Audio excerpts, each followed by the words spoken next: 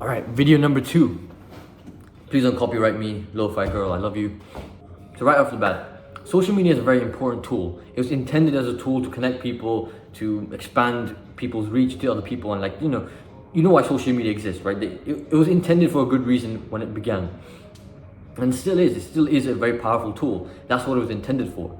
But a lot of people are suffering from anxiety and all kinds of problems in their head because of social media. And that's how social media gets a bad rap. And I'm still new to this, so I don't know the whole story, but I know enough. People get affected badly by social media when social media uses them. They're not actually using it as a tool. Social media uses them. The companies that make all these apps, they're using them to actually provide value for themselves. And that's when social media becomes a bad thing and people start hating it and it becomes toxic and all that.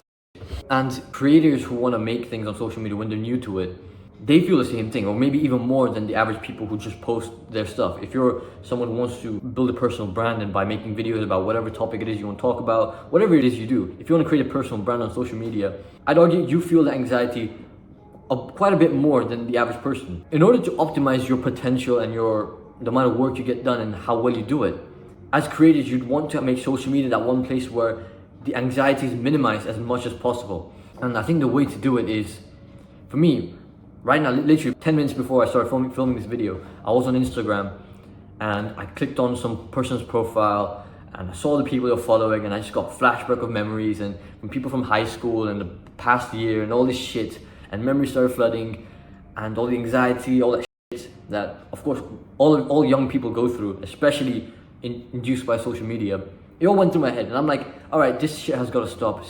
Since I'm making videos and wanting to grow a personal brand on social media, I cannot be affected by bullshit like this. I cannot be affected by seeing some random dude's profile from high school, some girl's profile from high school, seeing who they're following. It applies to ex-girlfriends, seeing their profiles, and the memories in the past, great, right? You shared good memories with them, bad memories, whatever. It's history, right? Master Uguay. Yesterday, good or bad, the fact is it's gone, right? So there's no point thinking about it. So me going on that person's profile and me thinking, oh, this and that, and this person, what they're doing, what they're going to see me do this, and my ex-girlfriend and that person, and who's talking. We don't need that. It takes up space in your brain. Even if it's good things, it's taking up space in your brain. It's probably not doing you any good, because your brain's valuable, right? Your brain is like a fucking Ferrari. It's like a fucking Lamborghini. It's like a private jet. It needs good fuel. It needs good things inside it in order for it to perform effectively.